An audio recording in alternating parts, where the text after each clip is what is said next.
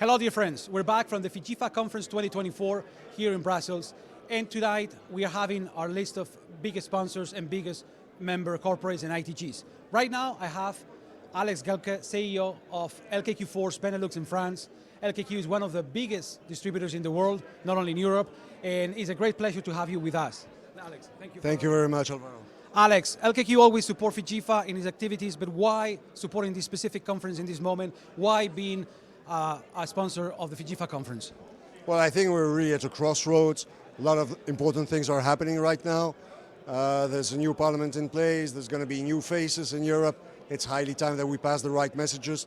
So if there's 1 year to sponsor, it's this one. But we're going to be there in the future as well. Glad to know. Indeed, we have the new regulatory term starting, and with it we have several challenges, both from trends in the market and also regulatory issues. One of it is that in 2028 we will come to an end with the current motor vehicle block exemption regulation, and I know you have been working tirelessly with us to make sure that we had the extension of the current MVBR, but what is, in your opinion, the main things that the new MVBR should have for beyond 2028? You know, what is key? MVBR is very important to have a level playing field. What is really key for us is the implementation of it, is the understanding of it by the public in general. And I think that's where we might have missed a little bit the opportunity in the past. And I really count on a new MVBR with strong implementation to make this market the way it should be. You know, just attracting the customers, offering an alternative, affordable mobility, and people understanding, not fearing to get to the independent aftermarket, which, by the way, is improving, is professionalizing like never ever before. The right place to come. Rightly so. And precisely on that issue that you just mentioned, the trust of the consumer of the independent aftermarket to maintain and repair their cars. We have the rise now of electric vehicles, and with it an issue, a particular issue that I know LKQ is key on, which is batteries and reparability. What can you when can you tell us about what LKQ is doing right now to ensure that consumers that have going now for electrified vehicles have an option for reparability in their batteries and other components of the car? Yeah, I mean, the aftermarket has always been about maintaining older vehicles on the road, is ensuring affordable mobility. Now with new technologies, we've got to make sure that that repairability is also there, that we have the same accessibility. We have some concerns. There are some new technologies out there where the repairability is questionable, and we really believe that we need a regulatory framework to make sure, to ensure that batteries in the future will be repairable. You know, when a new car is sold, it just hits the road, it loses a bit of value. After 4 years, the new battery is more expensive than the entire vehicle.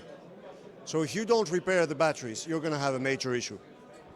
You just mentioned two very important things, technological developments and accessibility. It has been mentioned tonight, and it will be mentioned plenty of times tomorrow during the panels and keynotes, the issue of access to in-vehicle data. What is, in your opinion, the main objective for the next 5 years that FIGIEFA has to focus on in this sense? Well, I think data is owned by the owner of the car, should be owned. Today it's kind of neglected. We need to have access to that data. That sounds logical, I think, to all of us. We also need to make sure we can use that data and utilize it properly. It's not a given, it's something new for most of us, but that is where the difference will be made. And so the first thing we need is to have that access so that we can enrich the process and get back to the consumer's value. And on another list of priorities that we are working on for the next 5 years, we know that there's an issue and a challenge now with staffing, with skills and talents to find the right people in the aftermarket, not only people, but also the right people. What can you tell us is the main effort we should be doing to ensure that we have enough talented people in the aftermarket working in the next several years? Yeah, well, that's a big issue. It's been an issue for a long time. The aftermarket has a little bit that image of old and crappy industry, mechanic, dirty hands. That's no longer the case already for a while. So one thing is to attract the talent, to be a bit more appealing as an industry. The other thing is to make sure that people cope with technology. I mean, there's a lot of advances in technology. There's a lot of training needed. There's a lot of of formation academies. We're investing massively into that. And yeah, we're working on our image just to make sure we get those talents. It's going to be another world, right? In 20 years from now, we will not recognize the people who are working in this industry. We need the young kids to join us, and we need to make sure they like it, they love it, and they want to stick with us. Finally, not to go that far away in time, not 20 years, let's go in 5 years' time when the next commission will be joining, will be coming to Brussels. What is your prediction for the scenario of the independent aftermarket in Europe in 2030? Well, you know, megatrends, and I won't bore you with the megatrends, everybody knows them, but there are a couple which are really key. One is the ownership of vehicles. It's no longer a privately owned vehicle market. There's a lot of fleets out there. You don't deal with fleets the same way as before. An independent garage has a difficulty to do that. We've got a role to play to make sure that the mobility of those fleets can also be insured in the independent aftermarket. That's one thing. The other thing is, as I said earlier about data, is to make sure we can render a better service. We can make sure that people are satisfied and that we are a decent alternative with a affordable price compared to their traditional dealership. So there's a lot of things which will change.